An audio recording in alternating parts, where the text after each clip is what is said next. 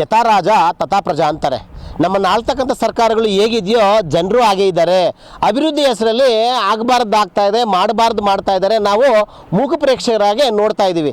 ಈ ಸ್ಥಿತಿ ನಿರ್ಮಾಣ ಆಗಿರೋದು ಬೆಂಗಳೂರು ಗ್ರಾಮಾಂತರ ಜಿಲ್ಲೆ ದೇವನಹಳ್ಳಿ ತಾಲೂಕಿನ ಕೊಯ್ರಾ ಈ ಸುತ್ತಮುತ್ತ ಕೊಯ್ರಾ ಗ್ರಾಮ ಪಂಚಾಯತಿಗೆ ಹೊಂದ್ಕೊಂಡಿರ್ತಕ್ಕಂಥ 16 ಹಳ್ಳಿಗಳಲ್ಲಿ ನಡೀತಾ ಇರ್ತಕ್ಕಂಥ ಅಕ್ರಮ ಕಲ್ಲು ಗಣಿಗಾರಿಕೆ ಆಗ್ಬೋದು, ಜಲ್ಲಿ ಕ್ರಷರ್ಗಳಾಗ್ಬೋದು, ಹಾಗೆಯೇ ಕ್ವಾರಿಗಳು ಮತ್ತು ಗ್ರಾನೈಟ್ ಬಿಸ್ನೆಸ್ಸು ಏನು ನಾವು ಮುಂಭಾಗದಲ್ಲಿ ನೋಡ್ತಾ ಇದ್ದೀವಿ ನೋಡಿ. ಇಲ್ಲಿ ಜಲ್ಲಿ ಕ್ರಷರ್ ನಡೀತಾ ಇದೆ, ಲೀಗಲ್ ಆಗೇ ನಡೀತಾ ಇದೆ. ಆದರೆ ಅದರಿಂದ ಬರ್ತಕ್ಕಂಥ ಧೂಳು ಅಕ್ಕಪಕ್ಕ ಇರ್ತಕ್ಕಂಥ ನೂರಾರು ಎಕರೆ, ಸಾವಿರಾರು ಎಕರೆ ಪ್ರದೇಶದಲ್ಲಿ ಬೆಳೆದಿರ್ತಕ್ಕಂಥ ಎಲ್ಲ ಬೆಳೆಗಳನ್ನ ನಾಶ ಮಾಡ್ತಾ ಇದೆ.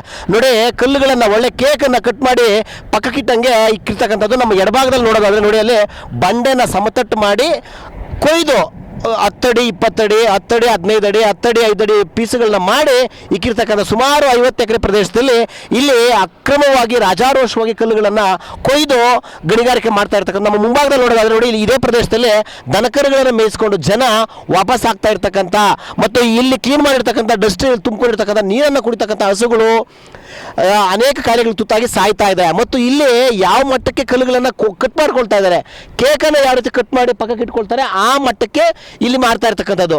ಅರ್ಧ ಕಂಪ್ನಿಗಳು ಲೀಗಲ್ ಆಗಿದ್ರೆ ಇನ್ನರ್ಧ ಕಂಪ್ನಿಗಳು ಇಲ್ಲೀಗಲ್ಲು ಅಂತಕ್ಕಂಥ ಆರೋಪ. ಜೊತೆಗೆ ಈ ಕಲ್ಲು ಗಣಿಗಾರಿಕೆ ಮಾಡೋ ಸಂದರ್ಭದಲ್ಲಿ ಜಲ್ಲಿ ಕ್ರಷರ್ಗಳು, ಆಮೇಲೆ ಈ ಕ್ವಾರಿಯಲ್ಲಿ ಕಲ್ಲುಗಳನ್ನು ಸುಡ್ತಾರೆ, ಬ್ಲಾಸ್ಟ್ ಮಾಡ್ತಾರೆ. ಆ ಸಂದರ್ಭದಲ್ಲಿ ನಮಗೆ ನಿದ್ದೆ ಬರಲ್ಲ. ರಾತ್ರಿ 8 ಗಂಟೆ ನಂತರ ಈ ಥರ ಮಾಡಬಾರ್ದು ಅಂತೇಳಿ ಮನವಿ ಕೊಟ್ಟಿರ್ತಕ್ಕಂಥ ಅನೇಕ ಉದಾಹರಣೆಗಳಿದೆ. ನಮ್ಮ ಎಡಭಾಗದಲ್ಲಿ ನೋಡೋದಾದರೆ ಸುಮಾರು ರೈತರು ತಮ್ಮ 16 ಎಕರೆ ಪ್ರದೇಶದಲ್ಲಿ ಬೆಳೆನ ಬೆಳೀತಾ ಇದ್ದಾರೆ. ಆ ಬೆಳೆ ಮೇಲೆ ಎಲ್ಲ ಡಸ್ಟು ಕುತ್ಕೊಂಡು ಬೆಳೆ ಕಂಪ್ಲೀಟಾಗಿ ನಾಶ ಆಗಿದೆ. ಈ ನೋಡಿ ಯಾವ ಮಟ್ಟಕ್ಕೆ ನಡೀತಾ ಇದೆ ಅಂದರೆ ಅದನ್ನು ಪದಗಳಲ್ಲಿ ಹೇಳೋಕ್ಕಾಗಲ್ಲ, ಅಷ್ಟು ಮಟ್ಟಕ್ಕೆ ರಾಜಾರೋಷವಾಗಿ ನಡೀತಾ ಇರ್ತಕ್ಕಂಥದ್ದು. ಕೆಲವು ಕಂಪ್ನಿಗಳು ಲೀಗಲ್ ಆಗಿದ್ರೆ ಮತ್ತಷ್ಟು ಕಂಪ್ನಿಗಳು ಈಗೇನು ದೇವನಹಳ್ಳಿ ಸುತ್ತಮುತ್ತ ನಡೀತಾ ಇರ್ತಕ್ಕಂಥ ಕಲ್ಲು ಗಣಿಗಾರಿಕೆ ಕಂಪ್ನಿಗಳು ಅರ್ಧ ಲೀಗಲ್ ಆಗಿದ್ರೆ ಅರ್ಧ ಇಲ್ಲೀಗಲ್ ಆಗಿ ಜಿಲ್ಲಾಧಿಕಾರಿಗಳು, ಗಣಿ ಮತ್ತು ಭೂವಿಜ್ಞಾನ ಇಲಾಖೆ, ಸಂಬಂಧಪಟ್ಟ ತಹಸೀಲ್ದಾರಿಂದ ಹಿಡ್ಕೊಂಡು ಸಚಿವರು, ಆಹಾರ ಸಚಿವರಾಗಿರ್ತಕ್ಕಂಥ KH ಪುಣ್ಯಪ್ಪ ಅವರ ಸ್ವಕ್ಷೇತ್ರದಲ್ಲೇ ಈ ಥರ ನಡೀತಾ ಇದೆ. ಲೋಕಾಯುಕ್ತರು ಸಹ ವರದಿ ಕೊಟ್ಟು ಅರ್ಧಕ್ಕರ್ಧ ಕಂಪ್ನಿಗಳು ಇಲ್ಲೀಗಲ್ ಆಗಿ ನಡೀತಾ ಇದೆ, ಅವುಗಳ ಮೇಲೆ ಕ್ರಮ ಜರುಗಿಸಬೇಕು ಅಂತೇಳಿ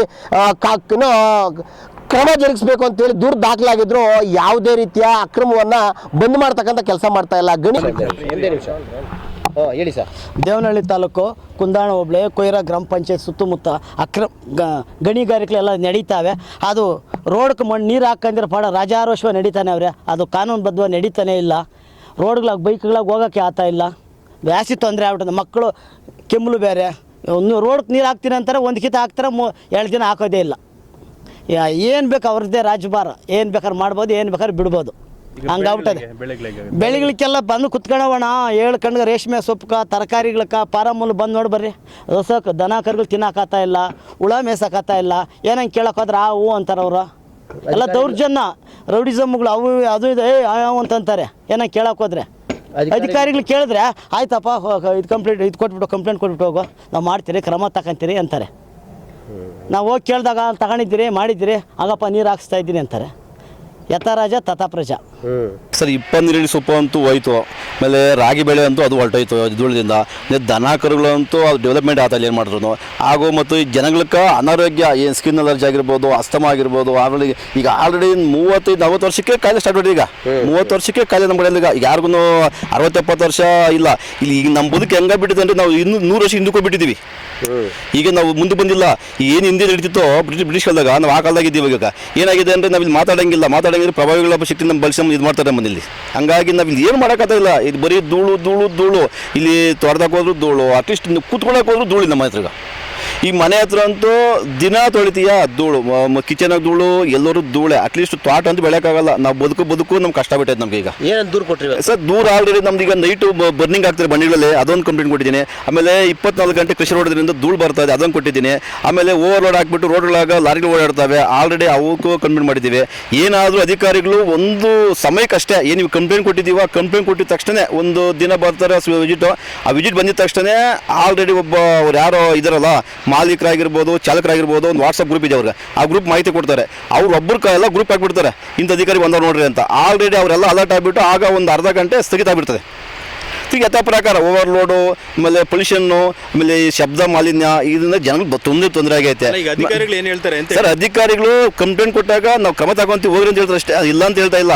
ಬಟ್ ಅವ್ರೇನಾಗಿದೆ ಅಂದರೆ ಇಲ್ಲಿ ಪ್ರತಿಯೊಂದು ನಾಟಕೀಕರಣ.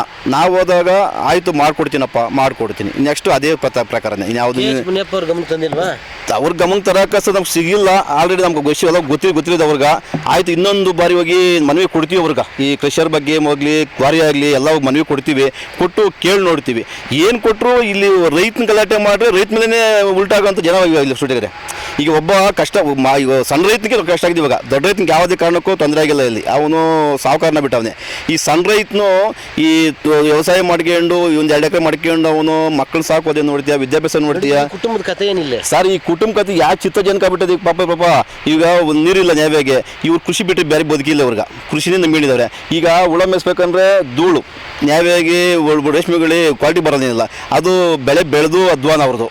ಇಂಥ 100 ಇವ್ರು ರಬ್ಬರ್ದು ಅಂತಲ್ಲ, ಇಲ್ಲಿ ಚಿಕ್ಕಗೊಲ್ಲಹಳ್ಳಿ, ಮಾಯಸಂದ್ರ, ಮುದ್ನಾಯಕನಹಳ್ಳಿ, ಬ್ಯಾಡಹಳ್ಳಿ, ಇಷ್ಟು ಊರಿಗೂ ಒಂದೇ ಪ್ರಾಬ್ಲಮ್ಮೇ. ಈಗ ನಮ್ಮ ದೇವನಹಳ್ಳಿ ತಾಲೂಕು ವ್ಯಾಪ್ತಿಯಲ್ಲಿ ಏನು ನಾವು ಲೈಸೆನ್ಸ್ ಇಶ್ಯೂ ಮಾಡಿ ಅದು ಗಣಿಗಾರಿಕೆ ನಡೀತಾ ಇದೆ, ಅದರಲ್ಲಿ ನಾವು ಅವರಿಗೆ ಷರತ್ತುಗಳನ್ನ ಹಾಕಿರ್ತೀವಿ. ಈ ಷರತ್ತನ್ನೆಲ್ಲ ಪಾಲಿಸಬೇಕು ಅಂತ ಹೇಳಿ ನಾವು ಒಂದ್ಸರಿ ಚೆಕ್ ಮಾಡಿಬಿಟ್ಟು ಅದೇನಾದರೂ ಷರತ್ತು ಉಲ್ಲಂಘನೆ ಆಗಿರೋದನ್ನು ಕಂಡು ಬಂದರೆ ನಾವು ಅವ್ರ ಲೈಸೆನ್ಸ್ನ ನಿಯಮಾನುಸಾರ ರದ್ದುಗೊಳಿಸೋಕ್ಕೆ ಕ್ರಮ ಕೈಗೊಳ್ತೀವಿ. ಮತ್ತು ಭೂವಿಜ್ಞಾನ ಇಲಾಖೆ ಅಧಿಕಾರಿಗಳು ಕಣ್ಮುಚ್ಕೊಂಡು ಕೂತ್ಕೊಂಡಿದ್ದಾರೆ. ಆಹಾರ ಸಚಿವರು ನಿಮ್ಮ ಕ್ಷೇತ್ರದಲ್ಲಿ ರಸ್ತೆಗಳು ಕಿತ್ತೋಗ್ತಾ ಇದೆ, ಡಸ್ಟ್ ಬರ್ತಾ ಇದೆ, ಬೆಳೆಗಳು ನಾಶ ಆಗ್ತಾ ಇದೆ. ರೈತರು ಅಧಿಕಾರಿಗಳಿಗೆ ಮನವಿ ಕೊಟ್ಟರು, ನಿಮಗೆ ಮನವಿ ಕೊಟ್ಟರು, ಯಾವುದೇ ಪ್ರಯೋಜನ ಆಗ್ತಾ ಇಲ್ಲ. ಮುನಿಯಪ್ಪನವರೇ ಇನ್ನಾದರೂ ಇತ್ತ ಗಮನ ಹರಿಸಿ ಅಕ್ರಮಕ್ಕೆ ಬ್ರೇಕ್ ಹಾಕಿ. ಶಶಾಂಕ್ ಜೊತೆ ಸುರೇಶ್ ಬಾಬು, ವಿಶ್ವಭಾರತಿ, ದೇವನಹಳ್ಳಿ. ನೀವಿನ್ನೂ ಆರ್ಟ್ ವಿಶ್ವಭಾರತಿ 24 ಚಾನಲ್ನ ಸಬ್ಸ್ಕ್ರೈಬ್ ಮಾಡ್ಕೊಳ್ಳಿಲ್ಲ ಅಂದರೆ ಸಬ್ಸ್ಕ್ರೈಬ್ ಮಾಡ್ಕೊಳ್ಳಿ. ನಮ್ಮ ವಿಡಿಯೋ ಕಂಟೆಂಟ್ ಇಷ್ಟ ಆದರೆ ಲೈಕ್ ಮಾಡಿ, ಶೇರ್ ಮಾಡಿ, ಕಮೆಂಟ್ ಮಾಡಿ.